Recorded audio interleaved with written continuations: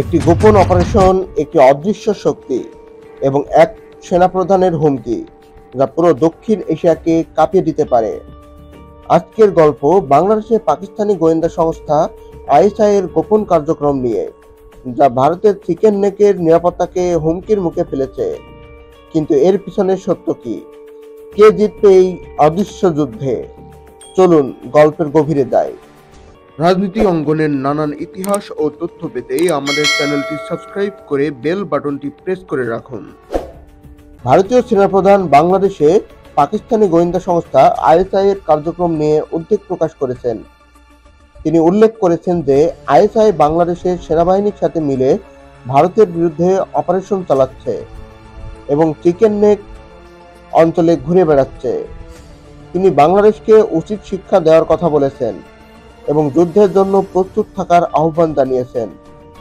এই বক্তব্য দক্ষিণ এশিয়ার রাজনৈতিক ও নিরাপত্তা পরিস্থিতিকে নতুন করে উত্তপ্ত করে তুলেছে। ভারতীয় সেনাপ্রধান বাংলাদেশে পাকিস্তানি গোয়েন্দা সংস্থা আইএসআই এর কার্যক্রম নিয়ে উদ্বেগ প্রকাশ করেছেন। তিনি উল্লেখ করেছেন যে আইএসআই বাংলাদেশ সেনাবাহিনীর সাথে মিলে ভারতের বিরুদ্ধে অপারেশন চালাচ্ছে এবং চিকেন নেক অঞ্চলে ঘুরে বেড়াচ্ছে। তিনি বাংলাদেশকে উচিত শিক্ষা দেওয়ার কথা বলেছেন এবং যুদ্ধের জন্য প্রস্তুত থাকার আহ্বান জানিয়েছেন। এই বক্তব্য দক্ষিণ এশিয়ার রাজনৈতিক ও নিরাপত্তা পরিস্থিতিকে নতুন করে উত্তপ্ত করে তুলেছে। তিনি দাবি করেছেন যে পাকিস্তানি গোয়েন্দা সংস্থা আইএসআই বাংলাদেশ সেনাবাহিনীর সাথে মিলে ভারতের বিরুদ্ধে অপারেশন চালাচ্ছে। তিনি উল্লেখ করেছেন যে আইএসআই চিকেন নেক অঞ্চলে সক্রিয় রয়েছে, যা ভারতের জন্য একটি কৌশলগতভাবে অত্যন্ত গুরুত্বপূর্ণ এলাকা।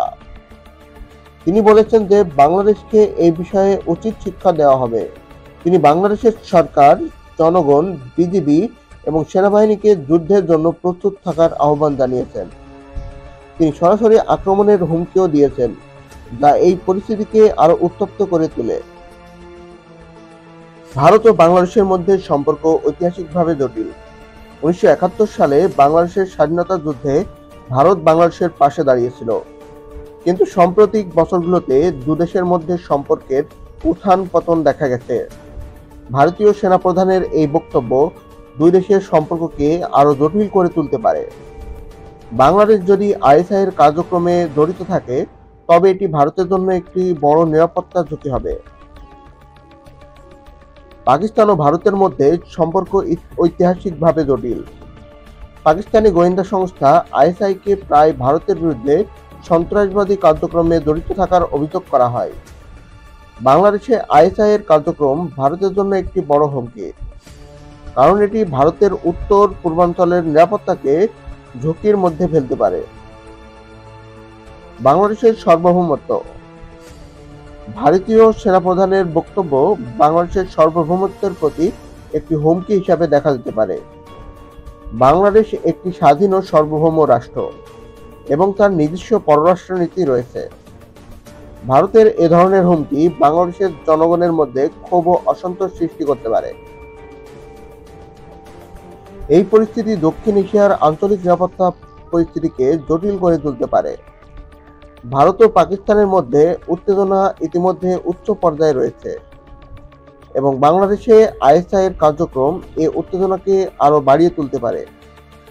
এই পরিস্থিতি আন্তর্জাতিক সম্প্রদায়ের দৃষ্টি আকর্ষণ করবে, বিশেষ করে মার্কিন যুক্তরাষ্ট্র, চীন এবং রাশিয়ার মতো বৃহৎ শক্তিগুলো এই অঞ্চলের স্থিতিশীলতা নিয়ে উদ্বিগ্ন হতে পারে।